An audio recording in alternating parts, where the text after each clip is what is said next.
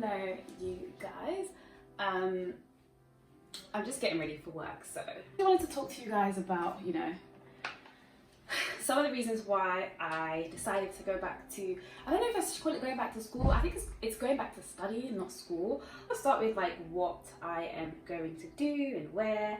So I am going to be studying with Harvard Business School online, and I am going to be doing the core program, which is the credential of readiness, and it's basically where you go to master some business fundamentals. So there are three main modules. It is the financial accounting, so that's the first module. The second module is going to be business analytics. Third module is economics for managers. So those are the three modules that I'll be doing. It's going to be I chose the extended one so that I can do it over a longer period of time, so it should be more easier to manage with work. So I'm not like stopping work. I just want to do it alongside. So it should be about I think 8 to 10 hours worth of work a week. But so why did I decide to go to Harvard? So there are a few reasons. One, I've been to Harvard before. I did a program during A-levels it was for state school students who had done well in their GCSEs. I guess that's the only thing we had at the time, and they were trying to. This was with the social mobility. No, this was with Sutton Trust. If anyone is interested, on the resource bank, I do have a document called Before the Internship or something like that, and it has all the programs I did whilst I was in school. Most of them will only be you would only be eligible if you are from a low income background or if you are an ethnic minority. So I did a program. It wasn't with Harvard, it was actually hosted by Yale. We stayed in Yale for a week, but then we also went to visit the Harvard's admissions team. I guess we went to Harvard. I'll try and post some pictures. We went to Harvard and we spoke to the admissions people. We also did the ACT, so that is the exam that you'd sit if you were going to go into the US. I think there's the SATs as well, but we did the ACT, so I decided not to pursue the process of applying to unis in the US. But anyways, the point is that I've been there before. And during uni last year, actually, my final year of uni, I applied for the Harvard Business School Peak Weekend, which is you go back to Harvard for a weekend, and it's kind of a little part of the it's like an insight into doing an MBA, whereas with the business school anyway, so any one of their kind of programs that they do, that was for me was going to be me convincing myself that I didn't want to do an MBA because I was I'm not sure, let me just go test it out. So I got selected and everything, but then COVID happened, and then it was online, and it just wasn't, it's just not the same. It was kind of okay, cool, I've done a few things with them and I do kind of like it. And obviously when I decided that I was going to do something business related, I've always said if I'm going to go back to school, I have to go to the university that is on the same level or a step above the university that I went to. So that's when I was I want to do a program with either Harvard Business School or London Business School. But it just so happened that when I started looking, I saw more courses on Harvard that were more suitable. I'll go into a little bit more about why I decided to actually go back to school, because I was one of those people who was after I did my GCSEs, I was I'm done with education. But I was I know I need to get to uni and pass, because for what I want to do, I need a degree. And one of the things that's super important in the real world, in the offline world, is credentials. When you're online, you can say you are anybody and be teaching anything. You guys know all these people who are teaching, who are life coaches, people who are business coaches, people who are giving out content, and we don't really know who they are. So people can use names that are their full government names and stuff, and there's no real sense of credentials, which is kind of a good thing, I think, because sometimes having a formal education, there's too much credit given to people who have a formal education, and there's not enough respect given people who don't have a formal education but maybe know just as much or whatever. So it is kind of a good thing, but in reality, in the offline world, you do need credentials to be able to sit in front of people and say, I want to handle your money, or I want to do XYZ. You need credentials. So now I was thinking, okay, cool, and when I started thinking about the things that I wanted to do long term, I thought I'm probably going to need to credentialize myself a little bit more. I realized that as well, like so many people around me are still studying. Like there are so many people doing the CFA, there are so many like divisions within finance or banking where you still have to continue to study. I realized that, you know what, the more I'm speaking to people around me, like in the offline world, a lot of people are still focused on building their career, so I say building their career, but yeah, like building their career, building their professional skills. And then I think like someone that really inspired me to like go back to studying is my boyfriend. We both graduated uni with social science degrees.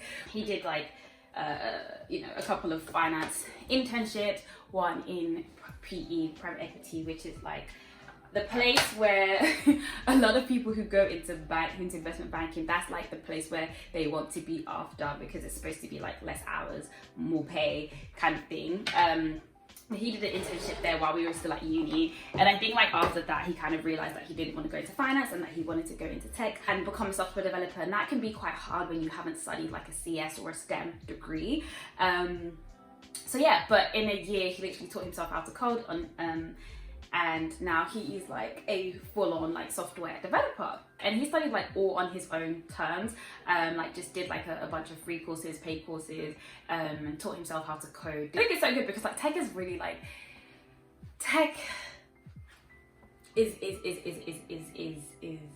is really like a place to be. Like, so he really boosted his CV through doing all those courses. And I'm also like, some of you guys I know are getting ready to make your applications for, either grad schemes or internships. And I think like boosting your CV through courses is something that I've already spoken about before, but it's definitely a really good way. And I would genuinely recommend DataCamp for any of you who are interested in particularly like learning how to code, or just interested in like skills that involve like data.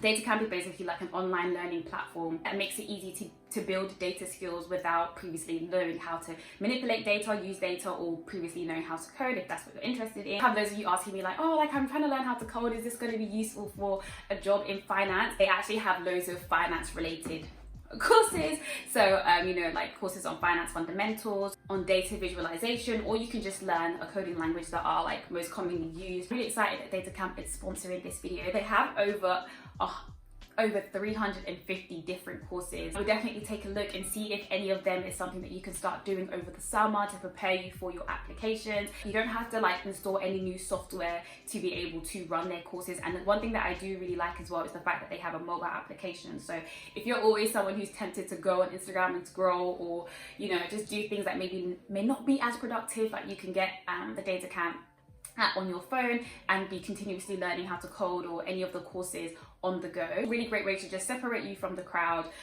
making sure that you're developing skills that are going to be very relevant in the future workspace. I like even when I told my boyfriend that I was about the partnership, he mentioned that DataCamp was what a lot of the people who he was speaking to was using to learn how to code and learn how to pick up all these skills related to whatever these software developer people do, and he's now using it again as well. Like, this might be part of you leveling up and investing in yourself, so definitely use the link in my description box and you'll be able to get the first chapter of any course that you choose free. So guys, make use of it.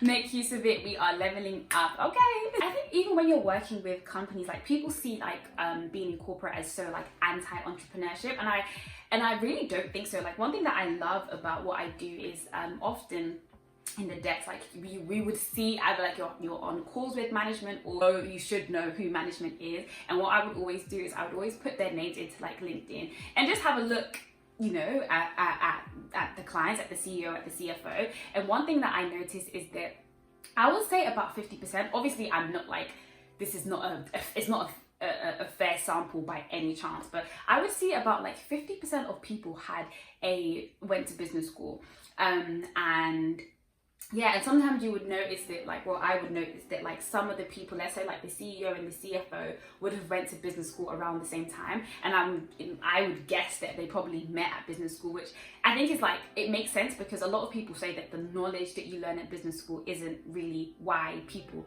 go to school. It's more so like the network that you build, and a lot of people do go there to find their business partners. So that makes sense. So anyways, that got me thinking, like, because I guess, like, with online as well, like, you see, like, everyone has a business online, everyone has a side hustle, everyone has a business online.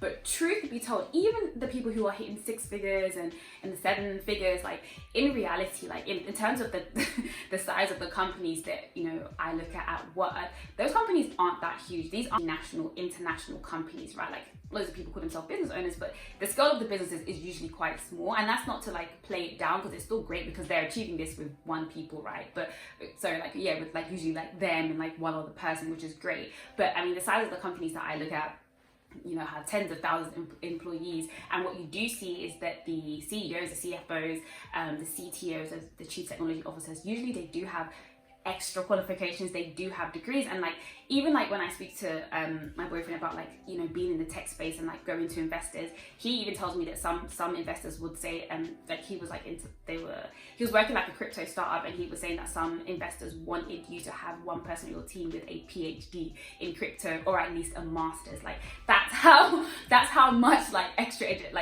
education in the offline world is important. Really got me thinking about, like, okay, like, in the offline world, extra degrees is important, especially when you want to go and start your own company, which I'm not saying that I want to do, but this is just, like, all of the things that were, like, going around in my head.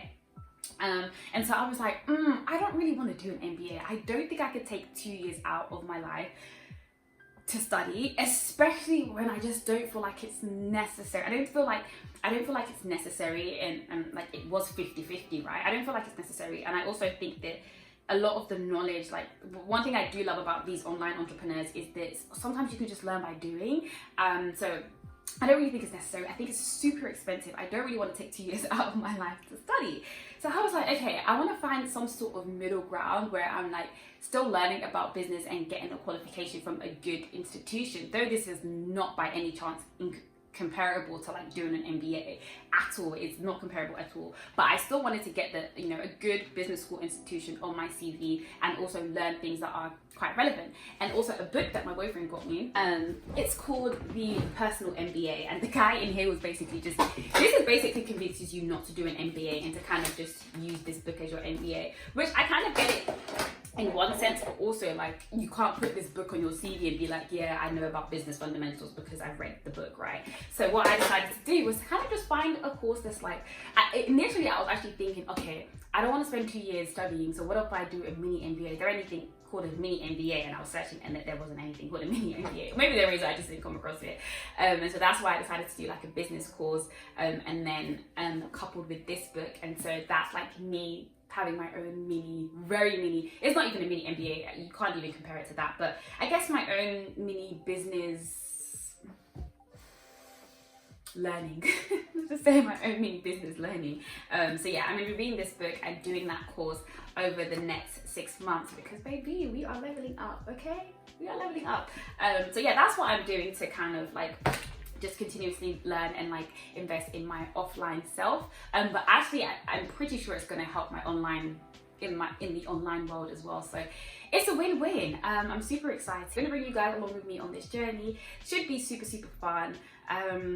We are investing in ourselves. We are leveling up. Do take a look at DataCamp, you guys. I don't do sponsorships that I think will not be helpful, that I don't think will be helpful for the people who watch me. So definitely take a look. The link will be in my bio, and I'm off to work now, so I will see you guys in the next one. Bye.